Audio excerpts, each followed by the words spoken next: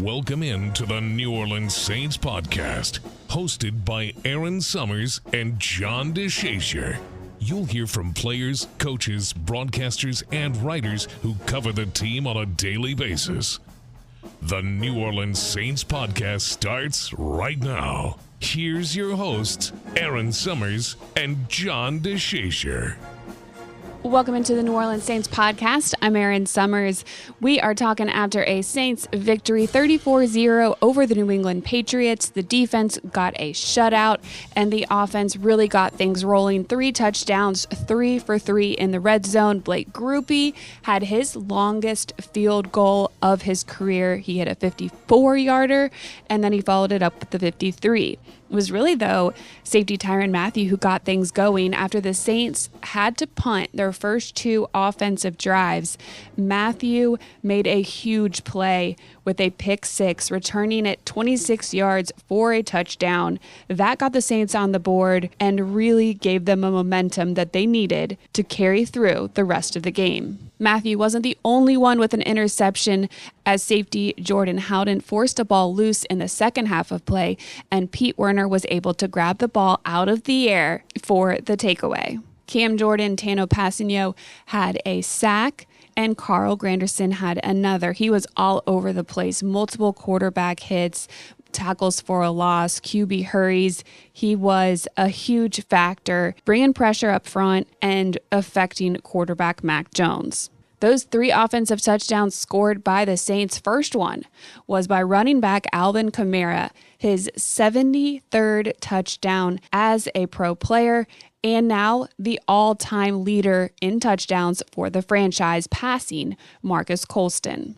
I hate to sound like so boring about it, but I just wanted to win. It was good though. I think I'm happy because my teammates were so hype about it, and everybody was kind of like, man, we've been chasing it. So it's just I think I'm in a blessed position because it's almost like my teammates wanted more from me than I do, But it's definitely wide receiver a blessing. Chris Olave got in later in the game for his first touchdown of the season, and tight end Foster Moreau had his first catch as a Saint, and it was for a touchdown. Yeah, it was something that I had thought of throughout the offseason, and even when we got into season, when that moment came, and I knew it would come, trying to keep the ball. Obviously, I failed on that front, which is fine. But it was a funny moment. It was just you kind of get overwhelmed with just the emotion of playing in the game, right? Taking a big 30-point lead at that point. It was funny. Nothing else really mattered. It was just, that we were that much closer to winning. All of that being said, all of the good things that happened against the Patriots on Sunday, head coach Dennis Allen said after watching the game tape back on Monday, there are still a lot of things that he wants to clean up, and the players, they agree. I still feel like there was a lot to be pleased with in terms of what we did in all 3 phases, offensively, defensively, and in the kicking game. And yet I felt like we left a lot of opportunities out there on the field. And so that was part of the emphasis of the meeting today, is that although there was a lot of things to be pleased with, there's several things that we've got to clean up. I thought there were some opportunities down the field offensively, potentially for some explosive plays. We've got to get the penalties cleaned up. That'll come back to haunt us. I thought we had some missed opportunities in terms of being able to take the ball away on defense. So, pleased with the win, and yet got some things we got to get fixed. If DA were to come into the team meeting and we go to watch the film, and it's just like, oh man, look at this great tackle, oh, look at this great catch and run. It's like, oh man, we feel really fat on ourselves and we feel really happy, when in actuality, like, there was plenty of stuff that really hurt us, and we could have scored more, right?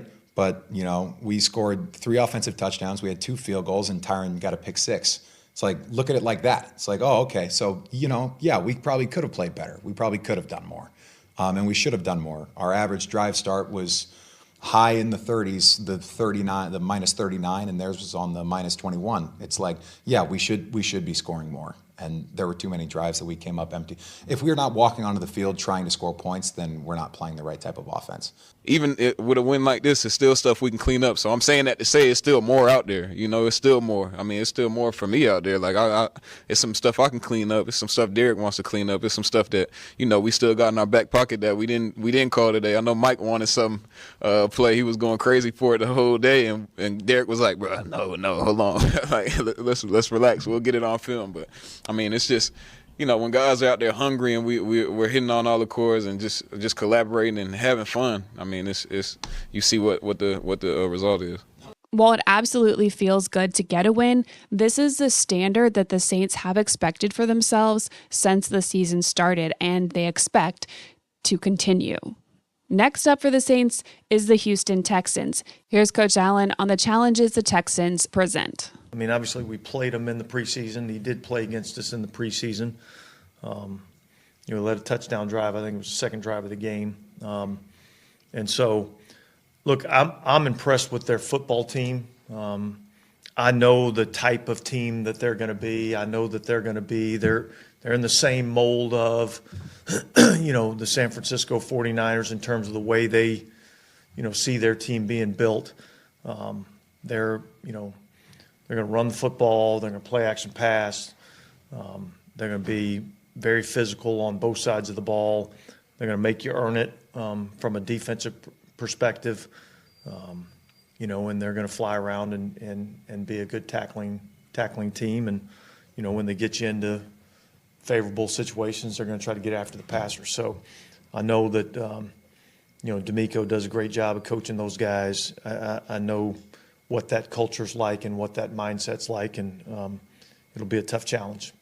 For today's podcast guest, John DeShazier and myself are bringing in NFL Network reporter Bridget Condon. She was at the game in Gillette Stadium, taking in the Pats and the Saints. She spent most of her time covering the Patriots, was in their locker room after the game, because it's not often that the Patriots under head coach Bill Belichick lose that way. That was the storyline from a national perspective. She's going to give us her thoughts on the game and how the Saints performed.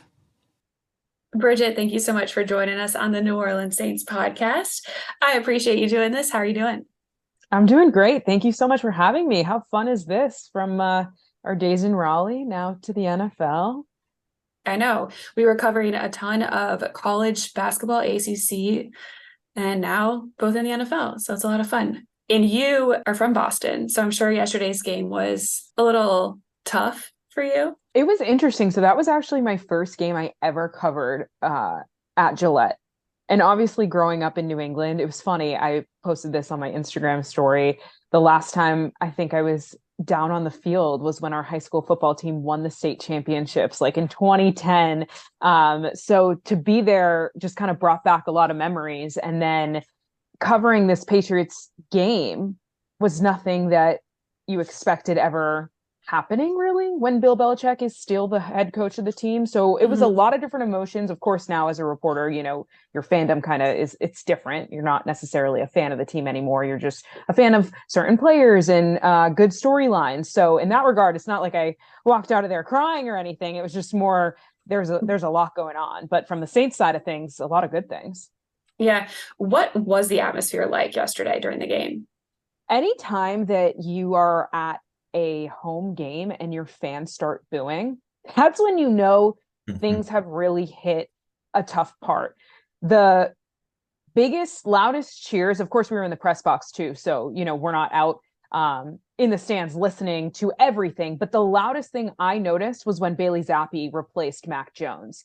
And for the fans to be cheering that loud at that point, you just know that something is wrong, right? This is your starting quarterback. Your fans are so happy that he is now being benched for this other guy that, they fell in love with last season. You remember the Bailey Zappi chants that happened throughout the season a year ago. So that really speaks volumes to the atmosphere around this New England Patriots team right now. And also, I will say I heard some Houday chants too at the end. I was surprised by that because, of course, Patriots fans, there's tons of them, right? When you're in other stadiums, like I cover the Chargers a lot, all the time you hear the chants of the other teams because they just don't have as big a fan base that supports them at the games. So to hear, the New Orleans Saints fans so loud was really interesting. Yeah, Saints fans travel, and if the Saints are winning, then they can be pretty loud and somewhat obnoxious from time to time.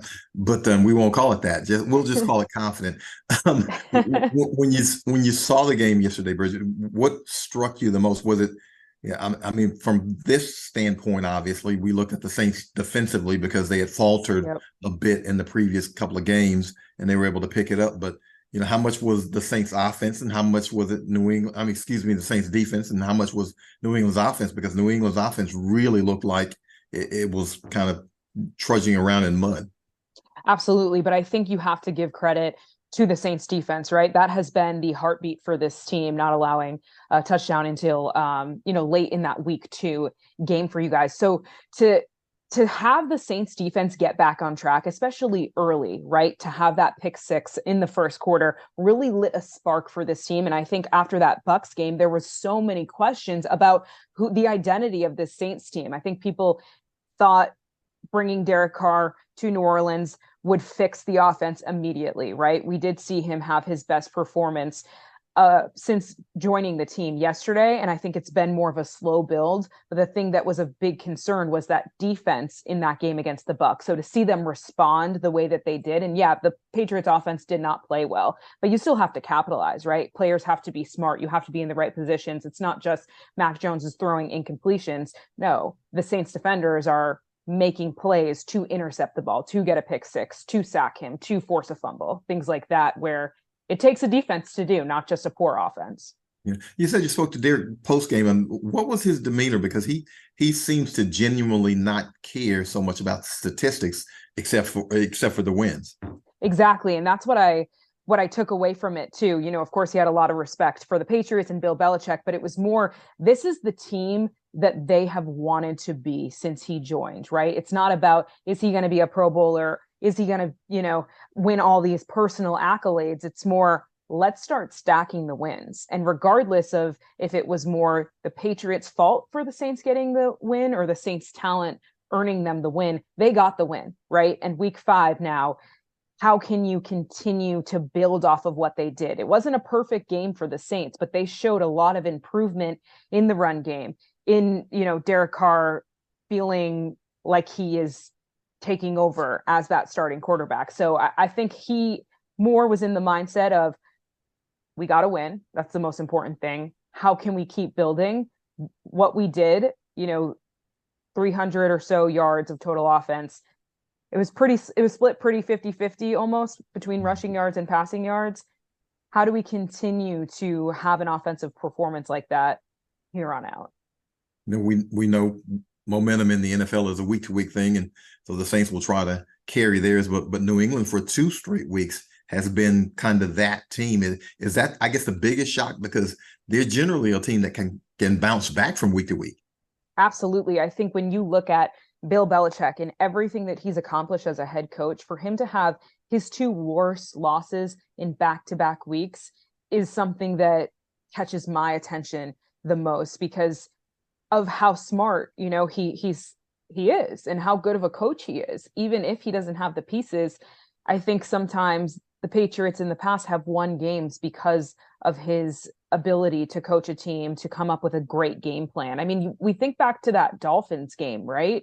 This Patriots team had a chance to beat the Dolphins in the fourth quarter. They held them to, decent numbers. They didn't put up 70 like they did against the Broncos. So when you see that, this is the same Patriots team. Of course, they're dealing with, more injuries in Matthew Judon and Christian Gonzalez, who weren't playing on Sunday. But that is what shocked me the most, that it was another horrendous performance and they didn't, lose a close game or something like that. Most of New Orleans, if not all, isn't all that bothered about them. Denver giving up 70 a couple of weeks ago, so we'll skip past that. but when you I guess you take the mood of the city and the tone of the city and the pulse of the city or the region when it comes to New England, is this one of those things where really Bill Belichick hadn't had this kind of, I guess, pressure on him for his career there? That's interesting.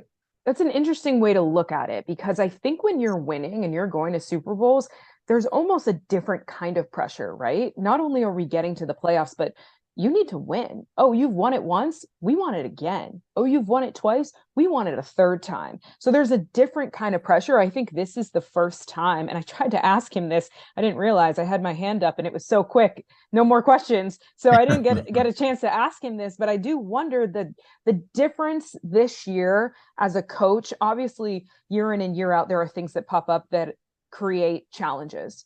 But what is the difference this year in those challenges, right? Is it the lack of playmakers? Is it, why exactly is this year feel harder for Bill Belichick, who I think has made the most out of a lot of teams when there wasn't talent? Of course, Tom Brady, having him for 20 years helps, but it always feels like Bill Belichick is the guy to make the best out of bad situations until now.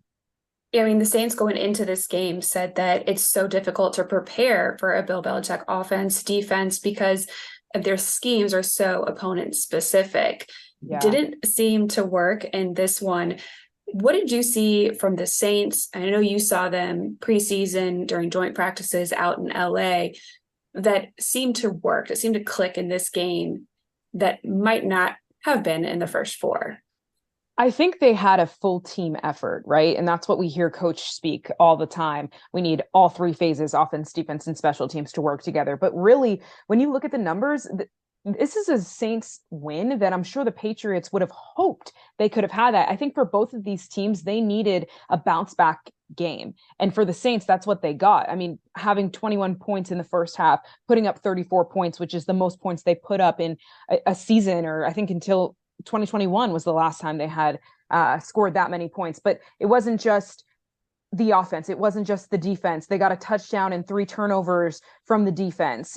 They had scored both through the air and on the ground, and then also 2 long field goals. So I think in all 3 phases, really, that's what was the most impressive part. It wasn't just Derek Carr went off. It wasn't just the defense took advantage, because we've seen that in some of these games where defense is scoring more than the offense, and that's really the formula for some of these teams getting wins. But that wasn't the case with the New Orleans Saints. They found a way to get it done in all 3 phases, and to me, that's the most impressive thing. Yeah, it was Alvin Kamara's second game back. They were able to really get their ground game going a little bit more, but they also utilized rookie running back Kendre Miller a lot in the game and through the air, something that we saw in that game that you were at in SoFi during preseason. Yep. I know you got a chance to talk to him then. What have you liked about the rookie, or what stood out to you from even seeing him in person a couple times now? Yeah, he's really impressed me. And I think with Alvin Kamara back, that was my biggest question mark. And I know against the Bucs, he really didn't do much. So I was wondering, okay, now with Alvin Kamara back, is he going to be able to be effective? And having Kamara and him be your 2 leading rushers, that was something that I was excited for this Saints offense. He's somebody who I talked to, when you guys were out there, and he said he's learning, he's watching Alvin Kamara, everything he's doing. And so to have that relationship with a player who's found so much success as Alvin Kamara has, I think is great. And I think them 2 are going to slowly continue to evolve. It's hard when a player isn't playing in games, right? It's different what you can do together on a practice field, or even if you're not practicing, versus when the game time comes, like getting familiar with your offensive line, figuring out where to run in the certain holes, and getting all that feel comes only from playing in games. So I think too, we forget that he was gone for the first 3 games. And of course, he didn't have the performance he probably would have liked against the Bucs. But this was, kind of peeled back the layers of what the run game could be. Before the game, did you get a chance to talk to any of our players, coaching staff, catch up with anybody? No, I was busy doing a little live shot. I was kind of off to the side, so I didn't have much of a chance to talk to anyone, but I did see the players warming up and I was watching them. And, one of the things that we were keeping an eye on was that AC joint injury in the right shoulder of Derek Carr. And pregame, I watched him throw some normal passes, and then he kind of backed up and was launching it seemed like he was testing the shoulder. I think that was a huge part of, the struggles against the Bucs too, because of that injury. And so it looked like yesterday he didn't have any issues with that. So we have to remember that going forward too, is of course a positive sign for this team. Yeah.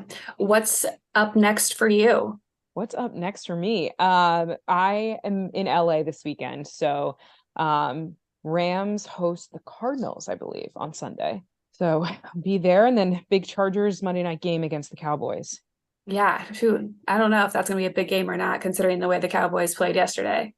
I was so bummed because I flew home last night, and usually the planes have the live TV, but for some reason our plane didn't. So I barely got to see the Cowboys 49ers game, but I was shocked when I landed and saw the score. I need to go back and watch the all 22 highlights today. But yeah, I don't know. But it feels like because of the way the Cowboys lost, they'll probably come out with extra juice against the Chargers. So it'll be interesting. I mean, that's the thing about the NFL is I don't know how people ever pick games because things change so frequently week to week. And I could never be 100% certain saying, yeah, this team's going to win, this team's going to lose.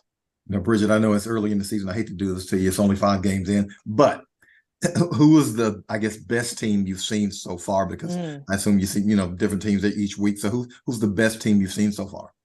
Well, in person, I haven't seen them, but I covered a lot of 49ers last season, and they're a similar team this season. I just think we talk again about being balanced in all 3 phases. And I think that's a perfect example. The defense, the offense, special teams. I was going to tweet this out last night. It just feels like sometimes the best team in the NFL, or a lot of times, isn't necessarily the team that's winning it in February, right?